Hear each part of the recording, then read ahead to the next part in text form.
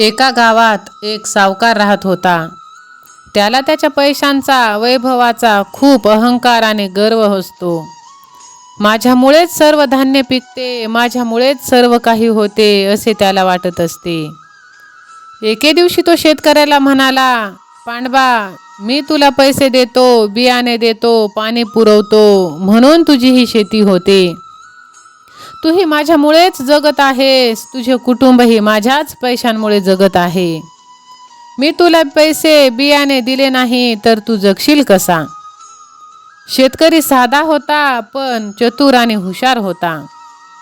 त्याने एका वर्षी आजारपणाचे सोंग घेतले, कारण त्याला सावकाराला चांगलाच धडा शिकवायचा होता. तो त्या वर्षी शेतावर गेला नाही. सर्व काही दिले आहे म्हणून सावकार निश्चिंत होता. जिकडे तिकडे धान्याचे पीक बहरलेले पाहताच सावकाराने गाडी जुंपली. नेहमीसारखा तो खड्यावर आला तर तिथे पीकच नव्हते. पेरलेले नव्हते तर उगवणार कसे? ते दृश्य पाहून सावकार चिडला, संतापला. त्याने शेतकऱ्याचा उद्धार केला.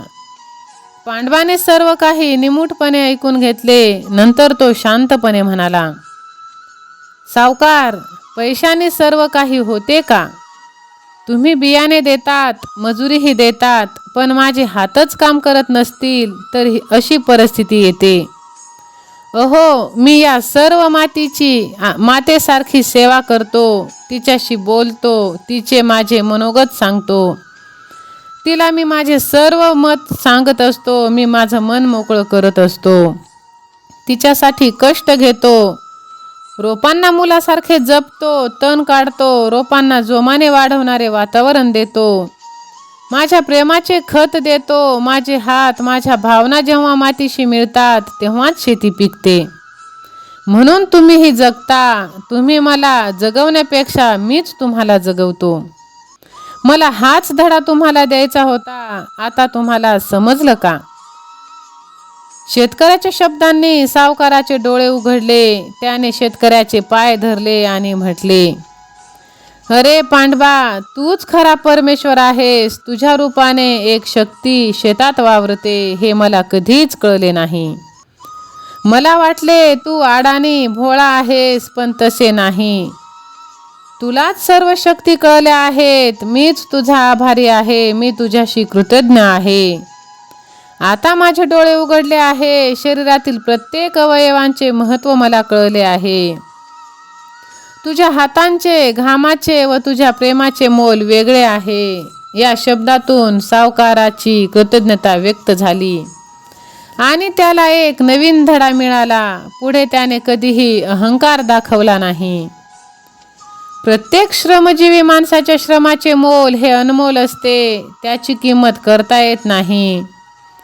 पैशांपेक्षा श्रमदान हे खूप मोठे असते. त्यामुळे संपत्तीचा, पैशाचा अहंकार माणसाने बाळगू नये. सहमत असाल तर लगेच व्हिडिओला लाईक करून स्वामी सेवा आणि मी ह्या भक्तिमय चॅनलला सबस्क्राईब करा. देव म्हणतो, बाळा, समोरच्या माणसाला तू प्रत्येक गोष्टी सांगत बसू नकोस. प्रत्येकाच्या जीवनात स्वार्थी माणसं यायलाच पाहिजेत. त्याशिवाय निस्वार्थी माणसांची किंमत आपल्याला समजत नाही. बाळा, आजकालची लोक ब्लूटूथ सारखी झाली आहेत. तुम्ही त्यांच्या जवळ असाल तरच संपर्कात राहतात. तुम्ही त्यांच्यापासून थोडे लांब गेलात की नवीन डिव्हाइस शोधत असतात. बाळा, एखादी गोष्ट केल्याने जर तुम्हाला आनंद होत असेल तर ती बिनधास्त त्या गोष्टीचा आनंद तुम्ही घ्या. त्याबद्दल कोणालाही कोणत्याच गोष्टीचं मत विचारत बसू नका. दुसऱ्यांचा विचार तुम्ही करू नका. देव म्हणतात, बाळा, तुम्हाला खूप चांगले सल्ले देणारे लोक सर्वात जास्त समस्याने ग्रस्त असतात. अनेक समस्यांमधून जे जात असतात, म्हणूनच ते चांगले सल्ले तुम्हाला देऊ शकतात. अरे, जीवन म्हणजे गुडघाभर चिखलात चालणे. चिखलात जोरात चालता येत नाही आणि दमलो म्हणून बसताही येत नाही. अगदी तसंच जीवन जगत असताना पळताही येत नाही आणि दमलो म्हणून थांबताही येत नाही. सतत पुढे चालत राहावं लागतं, जात राहावं लागतं. बाळा, खूप दुःख असतानाही आनंदी असण्याचं भासवणं हे एक व्यक्ती म्हणून तुम्ही किती खंबीर आहात याचं एक उदाहरण आहे. तुम्ही फक्त माझ्यावरती विश्वास ठेवा. तुम्ही कायमच आनंदी जीवन जगाल. माझे नामस्मरण करा. सहमत असाल तर होय देवा असे टाईप करा. देव म्हणतो, बाळा, प्रत्येक गोष्टीवर समोरच्या माणसाला तू प्रतिक्रिया देत असशील तर त्याचा त्रास तुलाच होणार आहे. शांत बसून खोल चिंतन करून प्रतिक्रिया देण्यात खरी ताकद असते बाळा. त्यामुळे प्रत्येक गोष्टीवर तू लगेच प्रतिक्रिया देऊ नकोस. बाळा, तुझी खरी शक्ती आहे तुझा संयम. तुला समोरच्या माणसाच्या शब्दांनी त्रास होत असेल तर याचा अर्थ तुला अन्य कुठल्याही गोष्टीचा त्रास होऊ शकतो. जे लोक तुझ्यासाठी अजिबातच चांगले नाहीत बाळा, अशा लोकांबरोबर फक्त तू जेवढ्यास तेवढाच संपर्क ठेव आणि स्वतःवरती प्रेम कर. माझ्यावरती विश्वास ठेव. मी कायम तुझ्या पाठीशी आहे, कायम तुझ्या आसपास मागे पुढे आहे. सहमत असाल तर स्वामी माझ्या पाठीशी असे टाईप करा. जर तुम्ही तुम्हाला झालेल्या त्रासावर लक्ष केंद्रित कराल तर बाळा, तुमचा त्रास आणखी वाढत जाईल आणि तुम्ही झालेल्या त्रासापासून कोणता धडा घेता यावर लक्ष केंद्रित करा. यावर तुमची प्रगती निश्चित होणार आहे.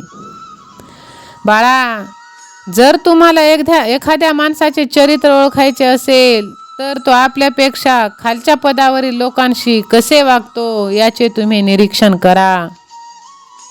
त्यावरूनच त्या माणसाचे चरित्र तुम्हाला लगेचच ओळखता येईल की तो कशी वागणूक देतो खालच्या लोकांना, खालच्या पदावरील लोकांना. आपण केलेल्या चुकींवरती माणसं खूप लवकर रागवतात बाळा, पण आपण केलेल्या चांगुलपणावर व्यक्त व्हायला फार वेळ लावतात. त्याचा साधा उल्लेखही करत नाहीत. एक काळ असा होता, कोणाला तुम्ही फक्त स्टेशनवर सोडायला गेलात तरीही माणसाचे डोळे पाणावत होते. पण बाळा, आता परिस्थिती वेगळी आहे. आता स्मशानात सुद्धा डोळे ओले होत नाही किंवा हृदय सुद्धा. त्यासाठी बाळा, तू ईश्वर भक्तीत मग्न राहा. ईश्वर तुझ्या पाठीशी कायम आहे. कायम तू देवाचे नामस्मरण करत राहा बाळा. कोणत्याही अपेक्षेशिवाय कोणाचेही चांगले करण्याचा प्रयत्न करावा. कारण एक जुनी म्हण आहे, जी लोक नेहमी फुले वाटतात त्यांच्या हातांनाही नेहमी सुगंध फुलांचाच दरवळत असतो. बाळा, अरे, उगवता सूर्य आणि मावळता सूर्य दोन्ही दिसायला सारखेच असतात, पण दोघांमध्ये एवढाच फरक आहे की उगवता सूर्य आशा घेऊन येतो आणि मावळता सूर्य अनुभव देऊन जातो. त्यामुळे तू हिम्मत हारू नको, आशा हारू नको. अनुभव तू घेत राहा. जे बदलता येईल ते तू बदल, जे बदलता येत नाही ते तू स्वीकार आणि जे स्वीकारता येत नाही त्यापासून तू दूर राहा. परंतु स्वतःला कायम तू आनंदी ठेव. त्यासाठी तू माझे नामस्मरण कर. मी नक्कीच तुझ्या पाठीशी आहे, कायमच तुला आनंदी ठेवण्यासाठी. आयुष्य एका मिनिटात बदलत नाही बाळा, ते बदलते आपण एका मिनिटात घेतलेल्या निर्णयावरून. ते निर्णय घेण्याची क्षमता आणि ते योग्य निर्णय निवडण्याची क्षमता आपल्यात हवी. त्यासाठी आपले मन आणि आपली बुद्धी हे शांत आणि एकाग्र असायला हवे. त्यासाठी माझ्या प्रेमळ स्वामी भक्तांनो, आपले मन आणि आपली बुद्धी एकाग्र करण्यासाठी स्वामींचे प्रेरणादायी विचार आपल्या जीवनात, आपल्या आयुष्यात आपण आचरणात आणायला हवे. त्यासाठीच तुम्ही ह्या भक्तिमय चॅनलला लगेच सबस्क्राईब करून ठेवा आणि बाजूची घंटी देखील तुम्ही दाबून ठेवा, जेणे की स्वामींचे आशीर्वाद सर्वप्रथम तुमच्यापर्यंत पोहोचेल आणि तुमचे जीवन आनंदी आणि सुखकर आणि सुखमय होईल. सहमत असाल तर होय देवा तुम्ही माझे तारणहार असे टाईप करा.